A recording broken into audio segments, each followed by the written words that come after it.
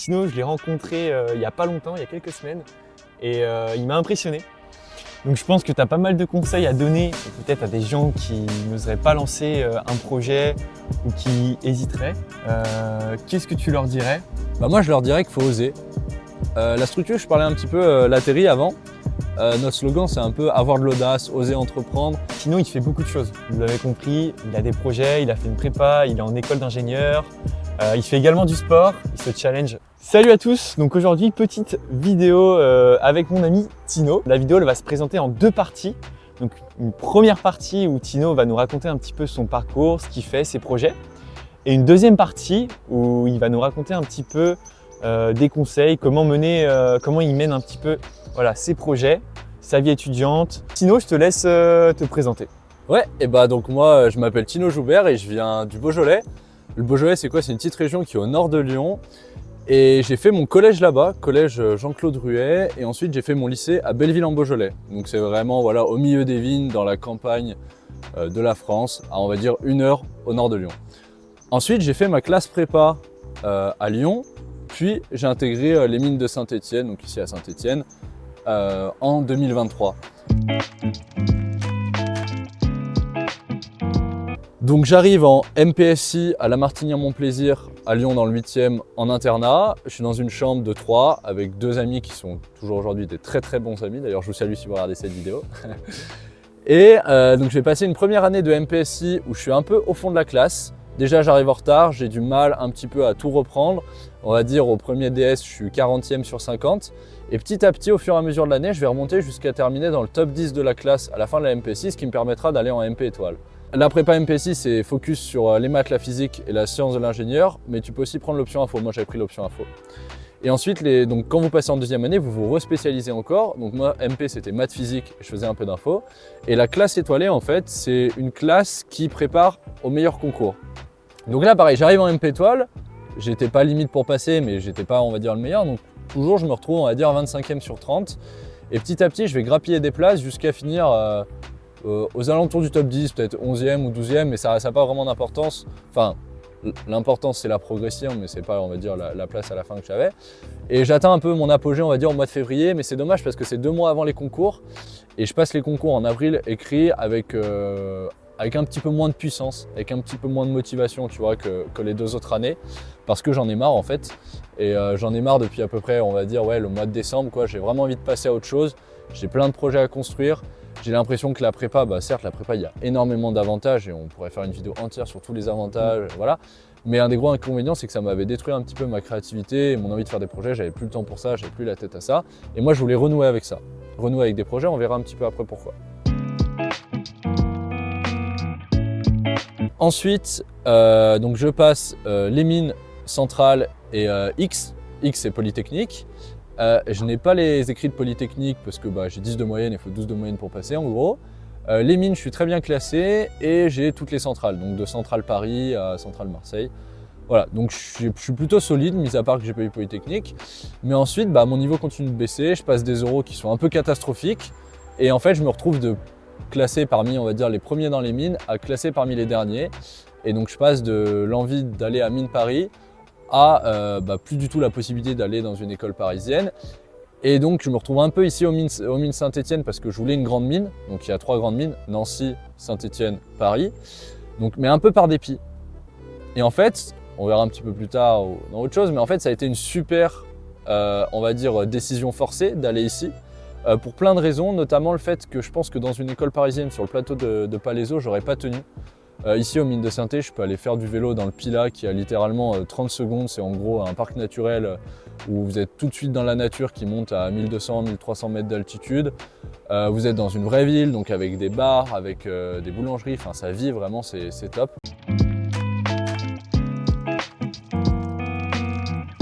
Donc du coup, merci Tino pour cette petite présentation de la prépa. Maintenant, du coup, tu es à l'école des mines.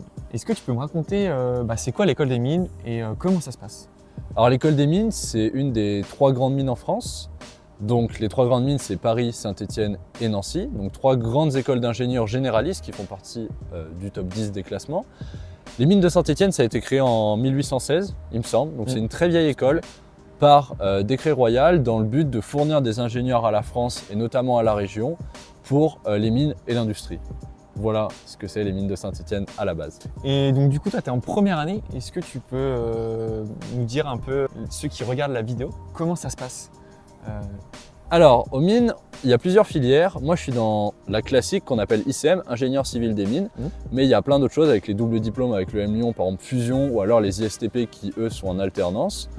Donc, l'ICM classique que je suis en première année va suivre tout un tas de cours, donc de physique, de maths, de management, de langue, d'économie, qui sont très généralistes et va légèrement se spécialiser l'espace de 40 heures au second semestre avant de choisir pour la deuxième année une majeure.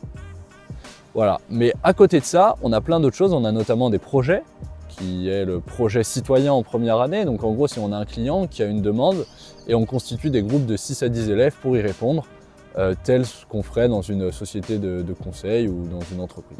Tu as également des stages? Ouais, on a également un stage en première année qui est le stage ouvrier. Le stage ouvrier, c'est quoi? C'est un mois où vous vous mettez à la place d'un opérateur dans une entreprise pour comprendre le fonctionnement global d'une entreprise. Et du coup, tu as aussi la possibilité et l'obligation de partir à l'étranger? Ouais, ce qu'on appelle le quitus, c'est durant nos 3 années, pour valider et avoir notre diplôme des mines de Saint-Étienne, on est obligé de faire, il me semble que c'est 3 mois à l'étranger. Donc ça peut être soit à travers des stages, soit à travers des semestres d'échange, voire même certains types de césures. Césure, c'est quand on arrête les cours pendant 1 an pour se consacrer à un autre projet qui soit professionnel, associatif, personnel. Super. Et donc du coup, toi, pour ton cas, tu vas partir un semestre à l'étranger. Comment ça se passe? Ouais, moi en début de deuxième année, au lieu de choisir une majeure comme je vous ai présenté précédemment, je vais faire ma majeure à l'étranger, en Norvège. En Norvège, j'ai décidé d'étudier tout ce qui touche, on va dire, au climat, donc de la toxicologie de l'environnement, de la physique pour le climat, et je vais partir de fin août à fin décembre à Bergen. Ok, super. Bah, je pense que ça va être une chouette expérience Ouais. d'aller dans un autre pays, de découvrir comment ça se passe, de rencontrer de nouvelles personnes. Donc ouais, c'est vraiment cool. Carrément, en fait, cette expérience, elle vous permet de prendre du recul sur ce que vous vivez en France, sur la manière dont vous apprenez les choses ici, et vraiment de vous élargir le cerveau, la manière de penser, et de revenir beaucoup plus fort et beaucoup plus performant sur tous les points. Justement, sur cette manière de penser, Tino, je l'ai rencontré il n'y a pas longtemps, il y a quelques semaines, et il m'a impressionné parce que il a déjà réalisé plein de projets, il a déjà fait plein de choses, il a un esprit très créatif. Et du coup, j'aimerais que tu me parles un petit peu de tous tes projets, peut-être par commencer un petit peu tes petits projets que tu as réalisés quand tu étais au lycée et puis en prépa. Ouais, alors ouais, je peux carrément vous parler de ça. Alors ça commence même en lycée, ça commence en primaire en fait, le premier projet.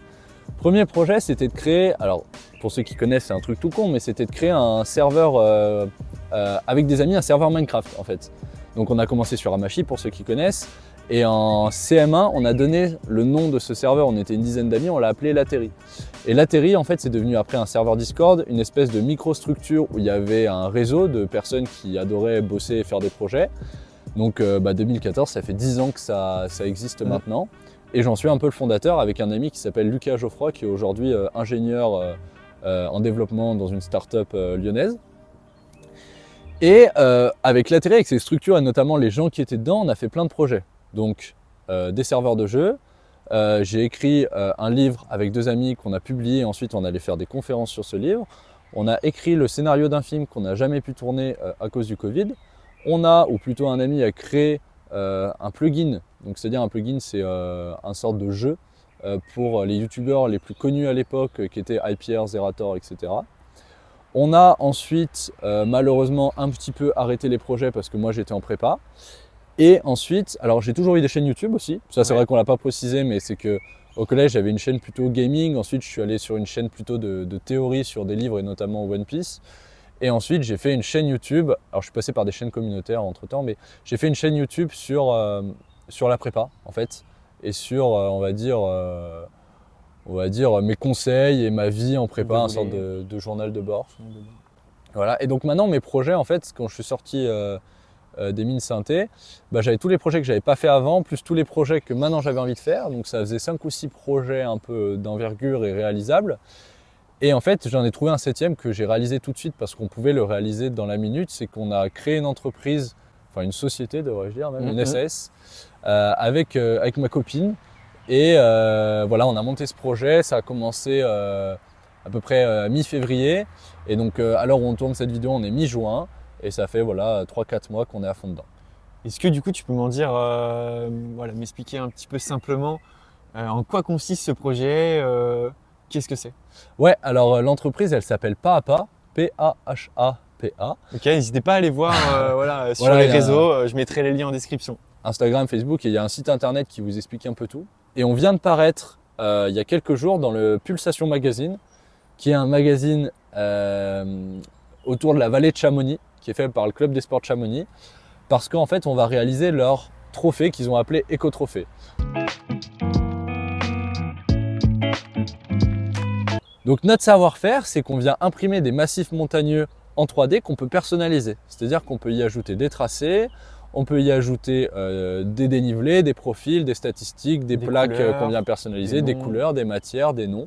On peut un peu faire tout ça. Et on a eu un premier contrat avec le club des sports de Chamonix où on va leur faire tous les trophées pour toutes les courses qu'ils ont.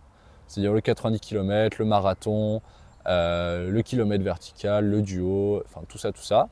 Et on doit en livrer 103 d'ici quelques jours. Je pars la semaine prochaine à Chamonix avec mon associé pour les livrer. Ok, bah écoute, c'est vraiment cool ce projet qui prend de l'ampleur aussi au fur et à mesure.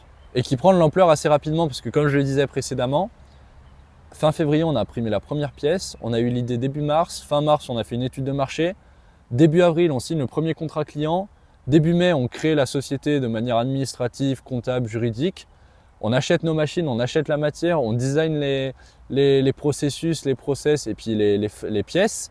On fait des allers-retours entre Chamonix et Saint-Étienne pour voir le client et lui expliquer tout ce qu'on va faire. Et puis là, on est au mois de juin et on livre et on chiffre déjà des contrats assez importants. Donc je pense que tu as pas mal de conseils à donner peut-être à des gens qui n'oseraient pas lancer un projet ou qui hésiteraient. Qu'est-ce que tu leur dirais?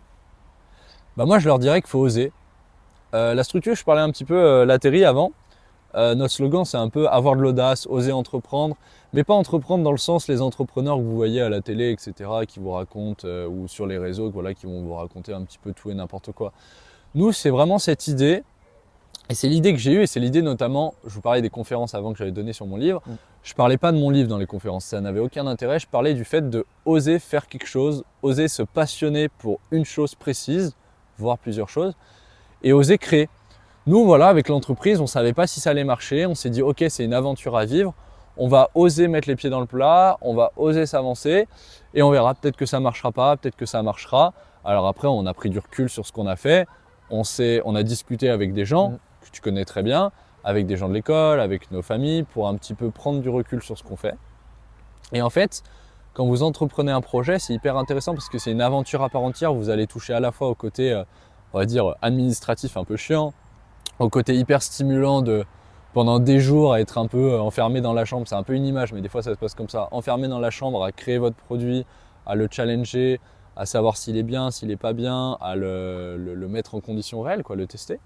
Et puis en fait voilà, vous avez passé par toute une série de phases, des remous, des phases où vous êtes un peu plus heureux et tout ça constitue en fait une aventure qui vaut le coup d'être vécue. Et je pense que voilà, faut oser entreprendre. Je sais pas quel conseil tu veux que je donne plus particulièrement. Ouais, c'est très bien, c'est cette vision-là que je voulais. Je pense que, voilà, comme tu l'as bien dit, il faut oser aussi se lancer, même si ça va pas être parfait, même si ça va pas être idéal. Il faut un petit peu franchir ce pas, sortir de sa zone de confort. Et puis de toute façon, c'est comme ça qu'on progresse aussi, c'est sur le terrain. C'est en lançant des projets, en ayant des échecs, des victoires. Et je pense que c'est une super initiative. Et je pense que ça peut que marcher pour ton cas. Ouais, c'est ça. Et puis sur les échecs, je trouve très important, c'est que l'échec en fait vous apporte limite plus que la réussite. Parce que si tu arrives à analyser là où tu échoues, alors un échec c'est pas forcément la fin de ton entreprise, mais c'est par exemple quelque chose que tu as fait sur 2 semaines qui a finalement pas marché. Et ben, en fait ça t'apprend vraiment ce que tu dois améliorer, ce que tu dois faire pour ensuite contourner cet échec. Alors que quand tout réussit, quand tout est trop facile et tu n'as pas d'obstacle, tu ne te rends pas compte de la chose que tu crées et des difficultés que tu as surmontées. Ok, super. Je vais changer un peu de sujet. Ça reste quand même dans le même thème, un petit peu des conseils. Du coup, Tino, il fait beaucoup de choses. Vous l'avez compris, il a des projets, il a fait une prépa, il est en école d'ingénieur. Il fait également du sport, il se challenge. Voilà, il a des challenges sportifs. Comment tu fais pour t'organiser? Comment tu fais pour tout gérer? Alors, il y a eu plusieurs périodes dans ma vie. Il y a eu des périodes où je faisais des emplois du temps hyper stricts et tout pour vraiment. Mais là, c'était trop. Avec le mode de vie que j'ai aujourd'hui, c'était trop prise de tête. Et avec la vision des choses que j'ai aujourd'hui, mon but, c'est de ne pas me prendre la tête, tu vois, à faire des gros emplois du temps bien chargés. Mais je peux me le permettre parce que dans le passé, j'ai fait des emplois du temps très chargés en étant très structuré et très productif. La prépa, ça c'est cet avantage, quoi qu'on en dise, à vous obliger à structurer votre journée, vos emplois du temps, votre manière de réfléchir, qui du coup détruit un peu de créativité, un peu, on va dire, de libre arbitre. Mais par la suite, vous donne cette capacité à être efficace, rigoureux, productif. Donc moi, je vous dirais, si vous voulez vous lancer, si vous voulez tenter de vous modeler un emploi du temps qui est bien, déjà, il ne faut pas être trop ambitieux, il faut être réaliste, il faut se fixer des objectifs atteignables, des objectifs mais qui soient aussi clairs et précis. C'est-à-dire, je veux ça à telle date, à tel prix, comme ci, comme ça, comme ci. Et je sais que par jour, j'ai besoin de faire 1 heure de sport, donc je vais caler 1 heure de sport. Et nous, c'est ce qu'on faisait en prépa. En prépa, on se levait à 7h15, on commençait les cours à 7h30. J'avais la chance, c'était l'internat, c'était à côté. De 7h30 à, on va dire, midi, on bossait. Midi, on prenait une demi-heure, 1 heure de pause pour se recharger l'esprit. On bossait ensuite de 13h à 17h. Et à 17h, tous les jours, systématiquement, on faisait 1 heure de sport. Après ce sport, c'était petite douche et on allait manger. Et donc en fait, on avait une coupure de 2 heures, ce qui nous permettait à 20h de travailler de 20h à minuit en étant efficace. En fait, on avait 3 gros blocs de 4-5 heures qu'on enchaînait avec une pause de 1 heure, 1 heure et demie où on faisait totalement autre chose, on décompressait. Et en fait, à chaque fois que vous reveniez, c'était une nouvelle journée qui commence et ton cerveau est libre pour apprendre de nouvelles choses. Donc c'est hyper important. Mais ça se construit dans la longueur. Ouais, ça se construit pas comme ça. Voilà. Au début, il faut se faire 2 heures et puis après, enfin voilà, mais là, ça pourrait constituer toute une vidéo entière de dire comment est-ce qu'on se motive. Qu'est-ce que le drive? C'est un terme anglais que vous pouvez rechercher, enfin tout le monde utilise quand vous voulez être productif. Voilà, moi aujourd'hui, je me fais un peu plaisir, c'est-à-dire que si un jour j'ai envie d'aller faire une petite sortie vélo de 3 heures, je vais faire du vélo. Si le lendemain j'ai envie de bosser sur mon site internet, je bosse 2 heures sur mon site internet. Et voilà, en fait j'ai pas trop de deadline. On va dire maintenant que les concours sont passés, maintenant que je suis en école d'ingé, j'ai pas trop vraiment de deadline qui m'oblige à bosser sur un truc, je suis un peu plus libre. Ouais, bah je rebondis un petit peu sur ce que tu viens de dire, mais je pense qu'en y réfléchissant, comme tu dis, c'est super important de se faire plaisir avant tout, et puis de se libérer aussi l'esprit en faisant du sport. Et c'est vrai que faire des projets, ça peut être une sorte de se libérer, une manière de se libérer l'esprit, mais je pense que c'est important aussi de faire aussi d'autres choses. Voilà, les projets, ça vous ouvre l'esprit, comme l'a dit Thomas, ça vous aide à rencontrer d'autres personnes. Thomas, je l'aurais jamais rencontré si j'avais pas présenté avec mon associé la société Pas à Pas à l'école des mines. Ça vous ouvre l'esprit, ça vous permet d'avoir d'autres compétences aussi. Par exemple, des compétences, je sais pas, comptables, administratives, techniques. Moi, l'impression 3D, j'y connaissais rien. Et maintenant, je commence à m'y connaître un petit peu grâce à mon entreprise et à l'activité, quoi. Et donc, c'est super intéressant parce qu'à côté de l'entreprise, je peux réparer des pièces, je peux faire d'autres choses, etc. Sport, c'est hyper important parce que ça vous apprend d'autres valeurs et qui sont utiles dans le travail. Notamment les sports d'endurance. Je parle vélo, course à pied, natation, voilà, tous ces sports où vous êtes tout seul face à vous-même et à votre mental. Tennis aussi, ça marche. C'est que ça va vous apprendre notamment à résister. Parce qu'au vélo, vous résistez à l'effort, à la douleur, vous en avez marre, enfin marre entre guillemets, quoi. Au bout d'un moment, vous aimez vous faire mal, mais pendant 4 heures, voilà, vous subissez la même chose. Et après, quand vous subissez ça toujours entre guillemets dans la vie, dans les études, c'est beaucoup plus facile à digérer et le mental est beaucoup plus frais à la sortie. On est beaucoup moins impacté parce qu'on a plus de résilience. Je sais pas comment le formuler. C'est vrai, je peux confirmer cette manière un peu de penser. En ayant fait un sport-études, c'est vrai que toutes les compétences que j'ai acquises sur le vélo, en étant sportif de haut niveau. J'arrive à les retranscrire maintenant dans le monde professionnel. Je les ai également retranscrits dans le monde universitaire. Et c'est ce qui m'a permis voilà, d'avoir des bonnes notes, d'avoir un bon dossier, Mais carrément, des ouais. compétences. Voilà, quand vous êtes un sportif comme Thomas et que l'entraînement c'est ça, faut être hyper rigoureux. Bah après, quand Thomas il va faire une pièce sur l'impression 3D, métallique, FDM, on s'en fiche, et bah il va être hyper rigoureux, il va suivre bam son plan d'action et ça marche pareil en fait, c'est la même chose. J'ai envie de dire, c'est un peu comme la prépa des sportifs de haut niveau. Mm.